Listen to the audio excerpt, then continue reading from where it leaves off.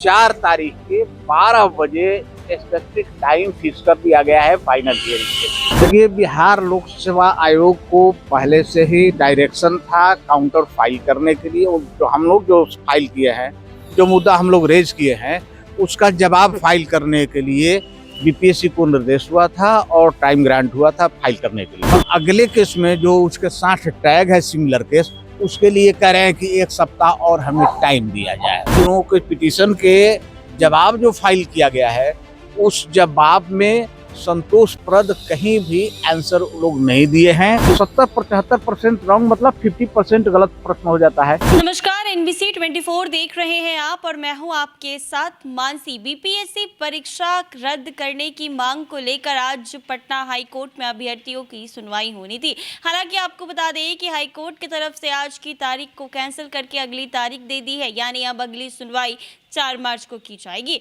आपको बता दें कि इस दौरान इस मामले में अन्य याचिकाएं भी दायर की गई हैं। अदालत ने सरकार को निर्देश दिया है कि वह तत्काल काउंटर एफिडेविट दाखिल करे। सभी याचिकाओं पर एक साथ सुनवाई 4 मार्च को दोपहर 12 बजे होगी। कोर्ट ने स्पष्ट किया है कि इस समय पर पूरे मामले की विस्तृत सुनवाई की जाएगी। इसके अलावा अदालत ने सरकार से कहा है कि वो सभी याचिकाओं पर तत्काल अपना जवाब दाखिल करे। इस मामले पर पटना हाई कोर्ट के याचिकाकर्ता वकील अशोक कुमार ने बताया है कि बिहार लोक सेवा आयोग ने इस मामले पर जो एफिडेविट किया है वो बिल्कुल संतोषजनक नहीं है। इस पूरे मामले पर कोर्ट ने कहा है और जो याचिका है उस याचिका को लेकर भी राज्य सरकार पूरे मामले पर 4 तारीख से पहले काउंटर दाखिल कर दे। 4 तारीख को 12 बजे दिन में सुनवाई के लिए तिथि निर्धारित की गई है। पटना हाई कोर्ट के वकील अशोक कुमार ने कहा है कि बिहार लोक सेवा आयोग है जो एफिडेविट में कहा है कि एक दिन के बाद कुछ लोग प्रश्न पत्र लेकर बाहर जरूर आए थे, लेकिन जो मांगा गया इसीलिए दूसरे सेंटर पर वह प्रश्न पत्र नहीं आए हैं और प्रश्न पत्र लीक हो गया है। ऐसे में क्या कुछ कह रहे हैं पटना हाई कोर्ट के अधिवक्ता अशोक कुमार, वो जरा सुने आप लोग। देखिए, बिहार लोक सेवा आयोग को पहले से ही डायरेक्शन था काउंटर फाइल करने के लिए। जो हम लोग जो फाइल किए हैं, जो मुद्दा हम लोग रेज किए हैं, उसका जवाब फाइल करने के लिए बीपीएससी को निर्देश हुआ था और टाइम ग्रांट हुआ था फाइल करने के लिए। लेकिन दुर्भाग्यवश बीपीएससी इस चीज़ को लिंगर करना चाह रहा है और इन लोगों का लिंगरिंग एटीट्यूड के चलते आज बीपीएससी द्वारा आज केस की सुनवाई है और आज फाइल किया जा रहा है एक केस में, और अगले केस में जो उसके साथ टैग है सिमिलर केस, उसके लिए कह रहे हैं कि 1 सप्ताह और हमें टाइम दिया जाए, है ना। इस स्थिति में क्योंकि आज ही फाइल हुआ है, एक भी अगर काउंटर लग गया रहता है रिकॉर्ड के साथ तो आज पूर्ण सुनवाई होती, लेकिन ये लोग लिंगर ऑन कर रहे हैं। आज फाइल किए हैं, इसलिए इसको 4 तारीख के 12 बजे स्पेसिफिक टाइम फिक्स कर दिया गया है फाइनल हियरिंग के लिए। 4 तारीख को 12 बजे टाइम भी फिक्स कर दिया गया है। बात है सर कि सभी याचिकाओं को एक साथ सुनवाई होगी।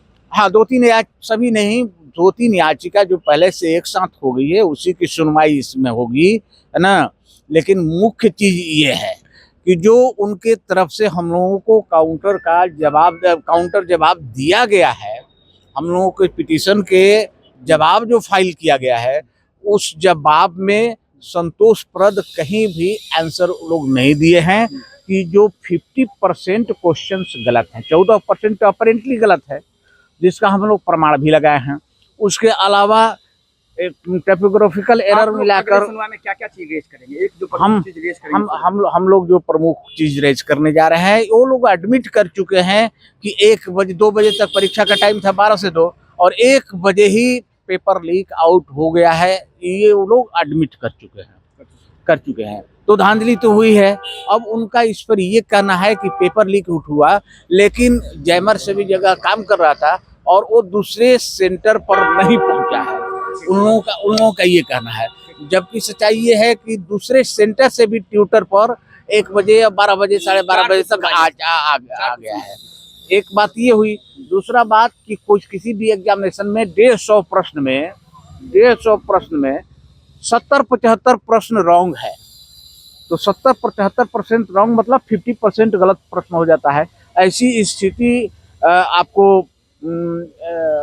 अन्य जगह भी, छत्तीसगढ़ में भी ये उत्पन्न हुआ था। 12 बजे 4 को सुनवाई होगी। हाँ, 12 बजे 4 तारीख को सुनवाई होगी और हमारे जो जवाब उन लोगों का आया है हमारे पिटीशन का, उसमें संतोषजनक जवाब नहीं है हम लोग को। तो आपने सुना इन्होंने क्या कुछ कहा है। ऐसे ही तमाम अपडेट्स के लिए बने रहे NBC 24 पर।